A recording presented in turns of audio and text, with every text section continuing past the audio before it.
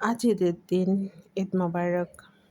আজকে সকাল সকাল যখন ফ্রিজ থেকে প্যাকেট দুধ নামানো হয়েছে, সেটা গরম করতে গিয়ে দেখি দুধটা ফেটে গিয়েছে, মানে ছানা হয়ে গেছে। তো এখন কি করব ভাবলাম, কি করা যায় এই দুধটা দিয়ে। তো ভাবতে ভাবতে চিন্তা করলাম তাহলে এটা দিয়ে আমি ছানার মিষ্টি তৈরি করে নিই। তো যেই ভাবা সেই কাজ। আহ, ছানার মিষ্টিটা তৈরি করার জন্য ছানাটাকে ভালো করে হাত দিয়ে মেখে নিচ্ছি, যাতে করে কোনো রকম লাঞ্চ না থাকে।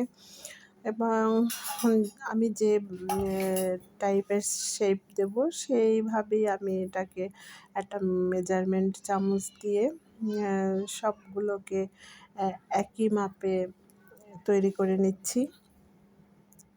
তো সব আমার মেজারমেন্ট কাপ দিয়ে আমি মাপ দিয়ে মিষ্টিগুলো তৈরি করে নিলাম, এবং ভালো করে যাতে এটাতে কোনো ক্রাশ না থাকে, তাহলে মিষ্টিগুলো ভেঙে যাওয়ার সম্ভাবনা থাকতে পারে।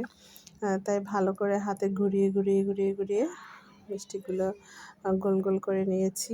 এখন আমি একটা কড়াইতে ১ কাপ চিনির সাথে ৩ কাপ পানি মিক্স করে সেটা ভালো করে গরম করে ফুটন্ত অবস্থায় এটার মধ্যে মিষ্টি ছেড়ে দিয়েছি।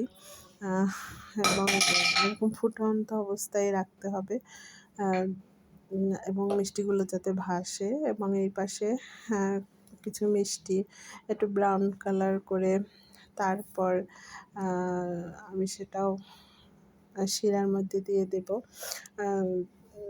দুটো কালারের মিষ্টি করব যাতে দেখতে সুন্দর লাগে। তো এটাও ব্রাউন